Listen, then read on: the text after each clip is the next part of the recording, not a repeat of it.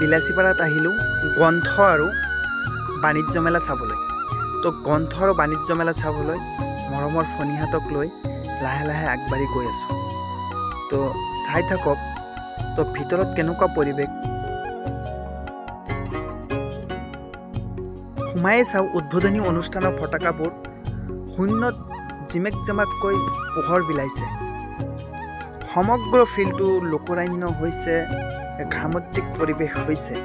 আৰু দুখোজ আগুৱাই গৈ চাওঁ যে ডিজে গান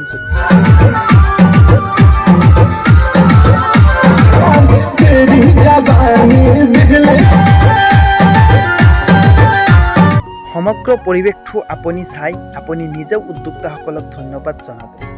কাৰণ কিয় জানেনে, এনেকুৱা পিছপৰা অঞ্চলত এই উদ্যোক্তাসকলে এনেকুৱা এক পৰিৱেশ গঢ়িবলৈ সক্ষম হৈছে, খুবেই ভাল লাগিছে।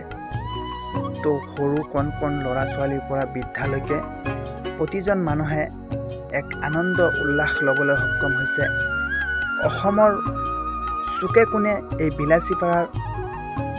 বিলাসীপাৰাৰ যি দক্ষতা সেয়া দেখাবলৈ সক্ষম হৈছে। অসমৰ প্ৰতিজন মানুহে চাওক বিলাসীপাৰাৰ ৰাইজে কেনেকৈ অসমৰ কলা কৃষ্টি সংস্কৃতি সকলো বজাই ৰাখিছে। তো খুবেই এক আনন্দময় পৰিৱেশ, খুবেই ভাল লাগিছে। হ'ল গ্ৰন্থ আৰু বাণিজ্য মেলা। আহক আমি এইবাৰ কিছু বাণিজ্য বুলি ক'লে বিভিন্ন ধৰণৰ হ'ব পাৰে। এয়া হৈছে জুৱেলাৰী দৃশ্য।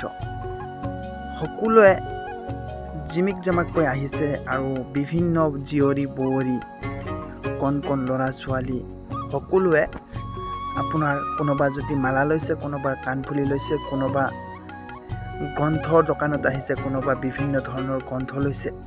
ইফালে কণ কণ ল'ৰা ছোৱালী খেল ধেমালিত ব্যস্ত।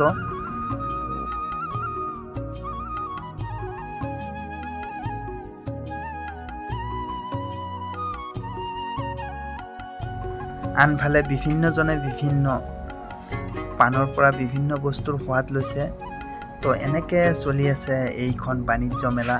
তো আহক অলপ আগুৱাই গৈ চাওঁ। আনফালে এথলেটিক্স ক্লাবৰ সৌজন্যত এখন সাংস্কৃতিক মঞ্চ।